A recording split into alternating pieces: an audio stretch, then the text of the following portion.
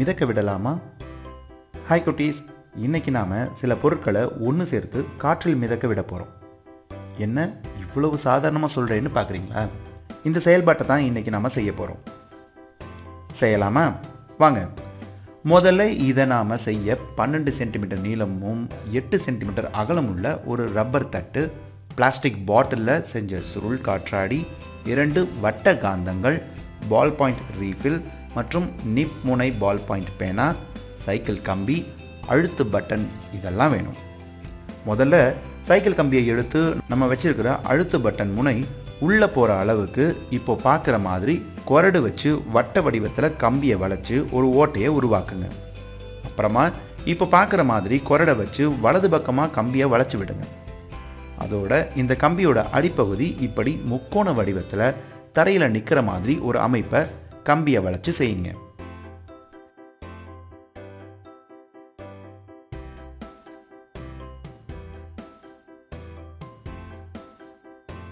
இப்போ நாம் கம்பியில் வளைச்சி உருவாக்கின வட்ட வடிவ ஓட்டைக்குள்ள அழுத்து பட்டனை அழுத்தி பொருத்துங்க.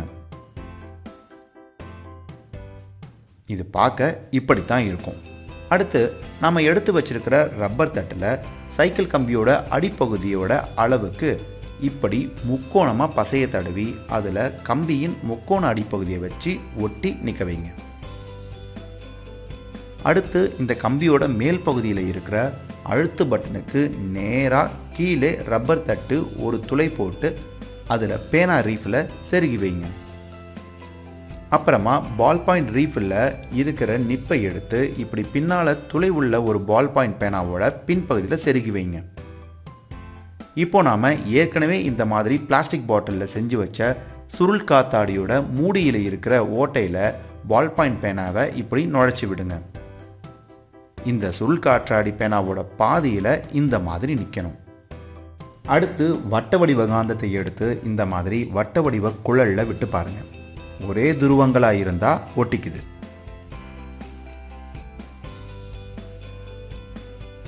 எதிரெதிர் துருவங்களாக இருந்தால் விலகுது. பார்த்தீங்களா? இந்த காந்தங்களை எடுத்து ஒரு காந்தத்தை பால் பாயிண்ட் பேனாவோட அடிப்பகுதியில் இப்போ பார்க்குற மாதிரி பொருத்துங்க. இன்னொரு காந்தத்தை ரப்பர் தட்டில் பொருத்தி இருக்கிற ரீஃபில் குழலில் வைங்க.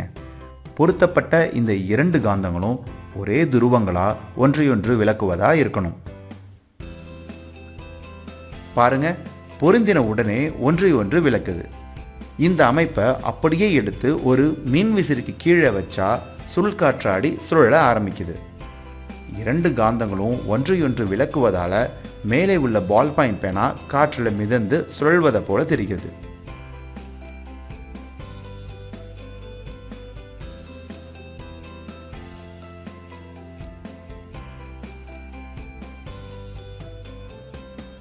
இங்கே பாருங்க, சைக்கிள் கம்பிக்கு பதிலாக இங்கே பென்சிலில் ஸ்டாண்டு செஞ்சு வாயால் ஊதும்போது இந்த சுருள் காத்தாடி எவ்வளவு அழகாக சுழலுது பாருங்க. அட, இங்கே 2 பென்சில் வச்சு ஸ்டாண்டு செஞ்சு அதில் வாயால் ஊதி எவ்வளவு அழகாக இந்த சுருள் காத்தாடி சுழலுதுன்னு பார்த்தீங்களா?